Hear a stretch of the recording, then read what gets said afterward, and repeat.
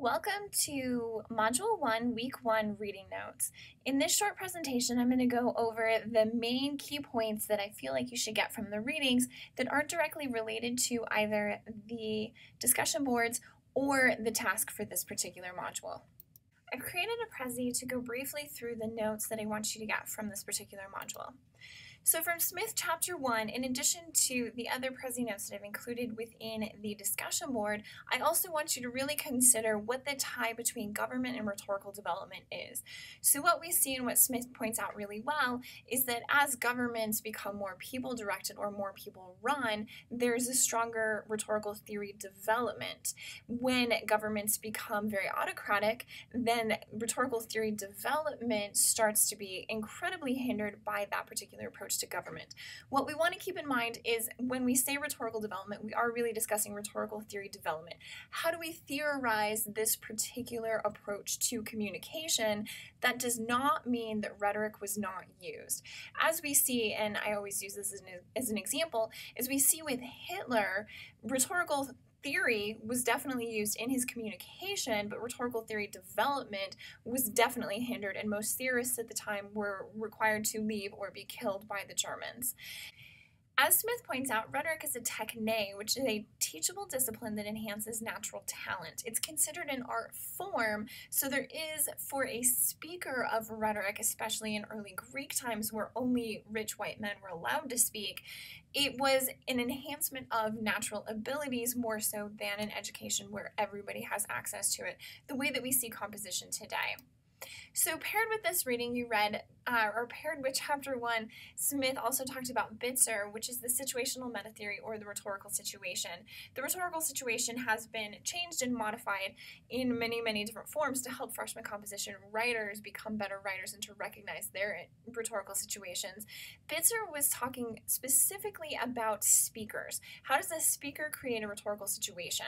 So the first thing they need is exigence or a need or a perceived need, and this is really important because a speaker can create the sense of a need within an audience without that need actually being required. The audience is the group that can solve the problem, so the audience has to recognize that, yes, I see that as a need. That is something that I need to address today or tomorrow or whatever the constraints point to. And then the constraints are the limitations and available tools. So I'm both going to narrow down my overall speech and give the body in front of me something to talk about. So in a recent hearing in the U.S. Congress where they were debating whether Planned Parenthood should continue to be funded or not, the speaker from Planned Parenthood was mentioning that most, I think it's 60-some-odd% of women who have abortions also have children at home. And this, the congressperson responding to that said, no, you don't have statistics to support that, and this meeting is over. So he quickly set constraints, limitations, and he reduced the available tools available to Planned Parenthood to speak because he didn't see that that particular statistic was a need for the argument that he was trying to make and the decision that he was trying to push forward with Congress. So it is a really interesting balance that we need to keep in mind, and not all speakers in a given situation need to have the exact same balance of those three aspects. Okay, Chapter 2. So how do myth and narrative function rhetorically is the big question from this particular section. So what we're really looking for is how do we teach morals and values? One of the best ways to understand this is to look at any story we tell children, any Disney story that is currently out there, because what we're attempting to do is we're trying to teach them morals and values, and there are very distinct reasons why we need a large group of people to have the same morals and values. The largest one is we all have the drive to survive. We like this whole living thing that we're doing, and so if we teach morals and values, the biggest one being don't kill each other, we can start to come up with all of the other morals and values we need to live together as a particular civilization. But the big one is we need to get along enough that we don't kill each other. That's really, really important, and myth and narrative function rhetorically in that way because we're convincing other people that we belong, therefore we fall into these roles, and we do that by teaching morals and values, understanding morals and values, showing that we understand these things through the stories that we know and how we live and act our lives. What you'll see with a lot of the other stories that you read for this particular section is that there are very distinct connections that we predominantly make back to the Bible because as a part of our American moral value system, we are a very Christian nation. So through this, we have Aesop's fables, and what you saw with that are stories, myths, and narratives to help a group of people make sense of the world, which is really important to myths and narratives. So it's not just how do I teach my moral values to you, it's also how do we have the same shared sense of how we make sense of the world. And then obviously it's teaching the morals and values, and in this particular case, what we're noticing very heavily is that it's of a given culture. Some of the stories don't make as much sense to us because we're not a part of the culture. Some of them make a lot of sense because we're heavily influenced by the westernization in culture. The Navajo creation story, what I really want to point out in this one, and there's a lot of really interesting stuff going on in this particular story with myth and narrative, as well as the way that parables are mixed within the story and the actual narrative trajectory of the story, which differs very heavily from some of Aesop's fables because of how we choose to put together our stories, which is very cultural influence, but you guys can talk about that in your big paper. What I want you to notice from this particular story is the use of everyday objects to tell a creation story, and I think that's really important for creation stories to be told, for creation stories to be remembered, for myths and narratives to make sense to a group of people, they have to be relatable. So having children born from rocks was really important because that's what's available in the Southwest. So all of these everyday objects, while they seem odd to us, help stories become more meaningful. So if we look at a movie like The Lion King, we humanize all of the lions so that the myth and narrative, so that all of the morals and values that are underlying that particular story come through to us in a recognizable fashion. They're lions, but they look like people. We can identify and we can empathize with Simba, even though he's a lion. He's an entirely different creature, because we made him into a recognizable object. So also consider the similarities to biblical creation stories. Adichie is one of my favorite speakers, and she has a lot of more popular TED Talks today on why everybody's a feminist and how people should join the feminist movement. With this particular story, what she's talking about is the danger of a single story. So how a narrative can become so powerful that it begins to define an entire culture. And we see this a lot today. So if we use a term or we tell stories about illegal aliens, we're using illegal alien as a single story for an entire group of immigrant populations and the way that we interact with a group of people because of that one single term and the stories that are associated with it. So Adichie is really important for understanding how the circulation of myth and narrative can be both good and dangerous at the same time. With the idea of making sense of the world, we also have direct ties to Libby Green, who talks about the myth of non-accent. And the part that I really want to focus on here is when she says that it sounds like, if you sound like us, success will be yours. Doors will open, barriers will disappear. So we tie the idea of myth and narrative and all of the rhetorical structures of myth and narrative back to this idea of non-accent. If you don't have an accent, if you sound just like me, if you sound the right way, then all of this will become open to you. And this has become so pervasive that it's very heavily tied to how Americans make sense of themselves and American culture. Some of the backlash we saw post 9/11 had to do with this idea of accent. You can't understand what it means to be an American because you don't sound just like me. So again, if we mix Adichie in with Libby Green as well as chapter 2 and what Smith's talking about with myth and narrative, what we see is the circulation of myth and narrative in modern culture and some of the dangerous ideologies that can be attached to them. Finally, attached to chapter 2, we have Lockard, who talks specifically about Native American populations and gaining access to literacy and the loss of Navajo literacy directly tied in conjunction with that. So he's raising really important issues in connections to literacy about how literacy is tied obviously to education and what education is valued over others. So in this case, most of the people interviewed saw education in white American culture, specifically academic discourse, to be much more important and much more powerful than their native Navajo, and so they ended up losing the native Navajo. Some of these ideas were pushed, forced, coerced on them, so it wasn't necessarily their choice. There are also connections between literacy and citizenship. So when we look at the freshman composition classroom, and we'll see this with the readings attached to chapter 3 in just a minute, we're also training young people who are taking freshman composition to become better citizens. So what is it that's attached to that? What's possibly lost because of that? What is overvalued and what is possibly devalued as a result of that citizenship tie? Why is it that being educated in a very specific way is valued over something else? We see large numbers of people in NYU, students in NYU actually held a pep rally in protest. So they held a protest rally about the idea of citizenship and literacy. So they, as citizens of the United States, see the value of higher education, but they're also being forced into this idea that some education is better than others. So going to and attending NYU, graduating from NYU is better than going to NAU. And the problem with that particular situation is these students who are at NYU have very little access to funding of any sort, and so they're going into ridiculous amounts of debt. Is that debt worth it for the overvaluing of an education at NYU, or are they getting just as good of education as you right now sitting at home watching this particular lecture? That's the big question that's circulating, and that's where Lockhart, although she's discussing specifically Navajo literacy, her arguments can be extrapolated into a much broader culture.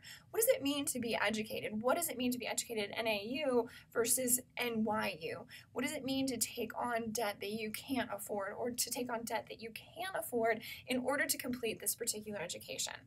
We see ties between literacy and religion, ties between literacy and American identity. I think I've covered those extensively at this point. Obviously, we can have a much richer discussion, but I'm trying to keep this video short. We also see ties between literacy, civilization, and civilized. And so we saw a lot of people considered not civilized because of their lack of education. So there are very distinct ties between Lockhart and Lippy Green with the what does it mean to have an accent and what does it mean to know in very specific ways, and then what happens if you don't. And then what happens to your home culture? There are a lot of literacy studies that look at African American children in the K-12 education system who come to schooling with an entirely different approach at home. So traditionally, and I do this in my own home, I read a story to my son at night. As we're going through the story, I ask him very distinct questions that I expect him to answer in relation to the story. This mimics school, but it mimics it at home, which makes your home literacy, and we'll talk about this more with the New London group in the next section, this makes your home literacy much closer to school literacy. So when African American children go to school who maybe haven't had that particular approach at home or haven't used books in that particular way, in what ways are we devaluing their home education so now they feel like they're bad students? What happens when somebody's told they're a bad student? Well, they're not going to graduate. And so then where is it that they can go in this particular society? And this is not unique to white middle-class America and African American populations. This has a lot to do with middle-class America and rural populations, middle-class America and different people of color, depending on the particular situation that you're looking at. So it's a very, very important issue to consider. Finally, we get to chapter 3, where we finally start talking about the Greeks. So we have both the sophists and Plato, and they're in a big fight. Huge fight.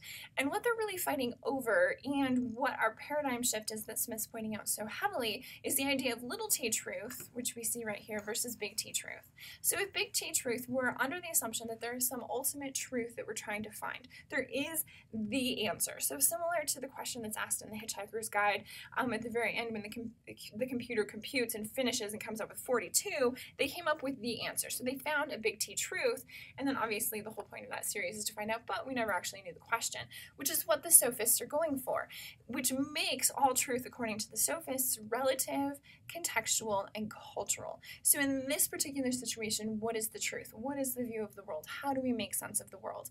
Sophists tied this very heavily to rhetorical education, and they found that educating everybody rhetorically was going to help everybody be a better civic leader, a civic participant.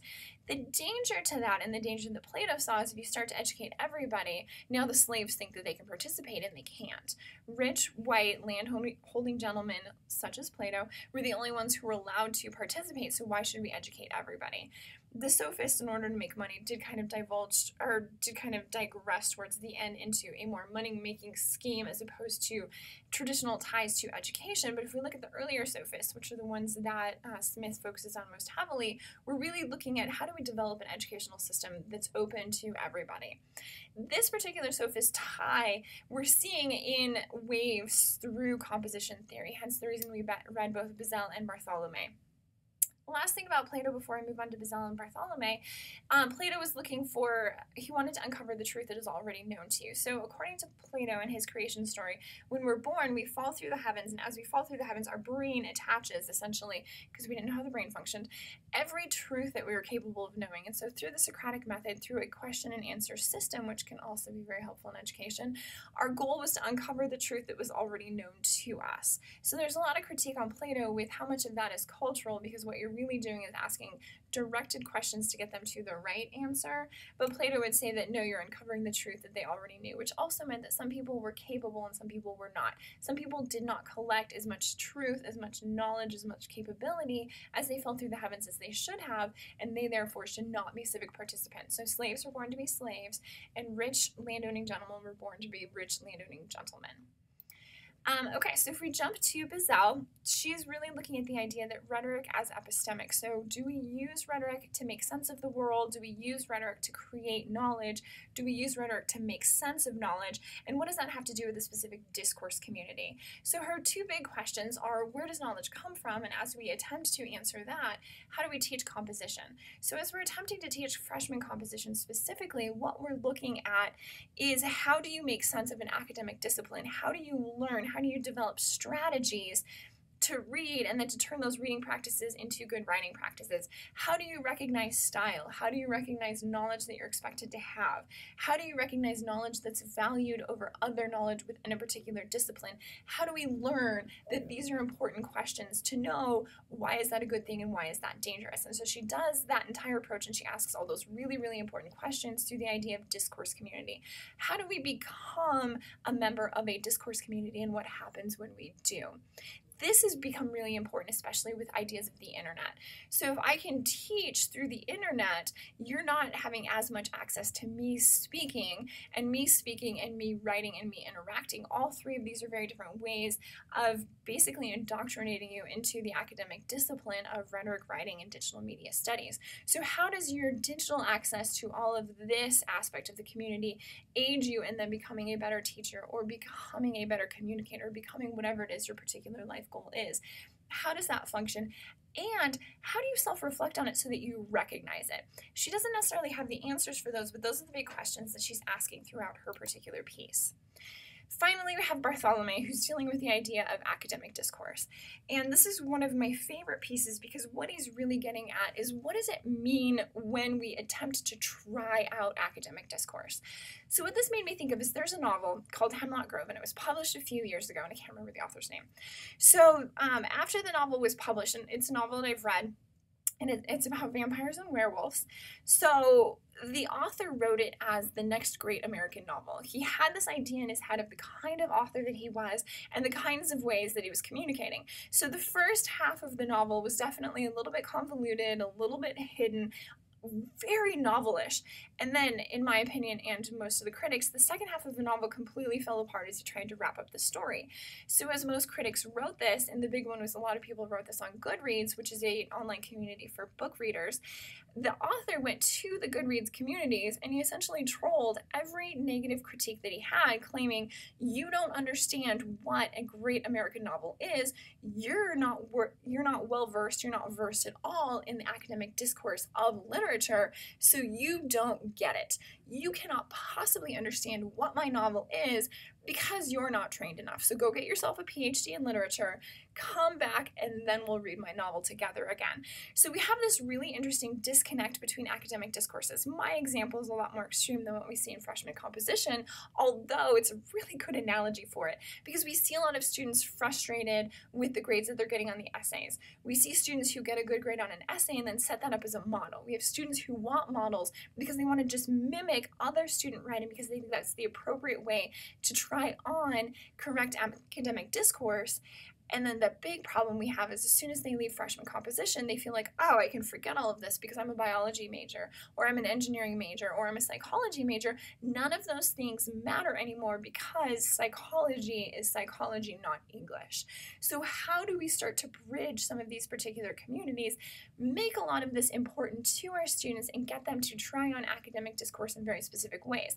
How do we find better ways, and a part of his essay is definitely getting to, how do we find better ways to grade these essays and to grade these approaches so that it's more meaningful to students as they learn about academic discourse and as they learn to try on academic discourse, so they're more willing to continue to try things as they move into their discipline so they can actually learn disciplinary language.